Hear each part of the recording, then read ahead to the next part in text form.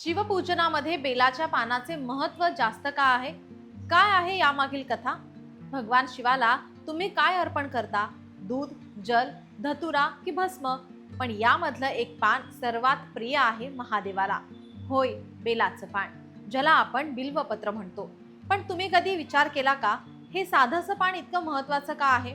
पुराण कथेनुसार जेव्हा समुद्र मंथनातून हलाहल विष बाहेर आलं, तेव्हा ते सृष्टीला नष्ट करण्यास पुरेसं होतं. फक्त एकच देव असा होता ज्याने ते पचवलं, महादेव शंकराने.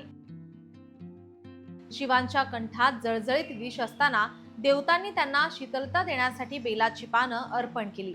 तेव्हापासून बेलपान हे शिवपूजेमध्ये अनिवार्य झाली अशी आख्यायिका समोर आली आहे. दरम्यान शिवाला जे बेलपत्र अर्पण केले जाते त्या पानामध्ये 3 भाग असतात, जे त्रिदेव, त्रिगुण आणि शिवाचे त्रिनेत्र दर्शवतात. म्हणूनच एकच बेलपत्र म्हणजे एक शक्तिशाली अर्पण असेही म्हटले जाते. म्हणूनच म्हणतात की शिवाला प्रसन्न करण्यासाठी सोनं नको, पैसे नकोत, फक्त हवं शुद्ध मन आणि एक बेलाचं पान पुरेसं आहे. शिवाला बेलपत्र का वाहतात याबद्दलच्या अनेक कथा देखील ऐकायला मिळतात. त्यातील एक कथा आपण जाणून घेऊया. एकदा देव आणि दैत्यांनी मिळून समुद्र मंथन केले. त्या मंथनातून अमृतासोबत एक अत्यंत भयंकर हलाहल विष बाहेर पडलं, जे पूर्ण ब्रह्मांड नष्ट करू शकत होतं. सर्व देव घाबरून भगवान शिवांकडे गेले. शिवांनी संपूर्ण विष पिऊन ते आपल्या कंठात धरलं.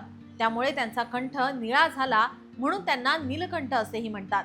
या विषामुळे शिवाचा देह प्रचंड उष्ण झाला होता. त्यांना शीतलता देण्यासाठी देवतांनी बेलाच्या झाडाची पानं अर्पण केली. ही पानं अतिशय शीतल असतात. तेव्हापासून बेलपत्र हे शिवपूजेसाठी अत्यावश्यक मानलं जातं.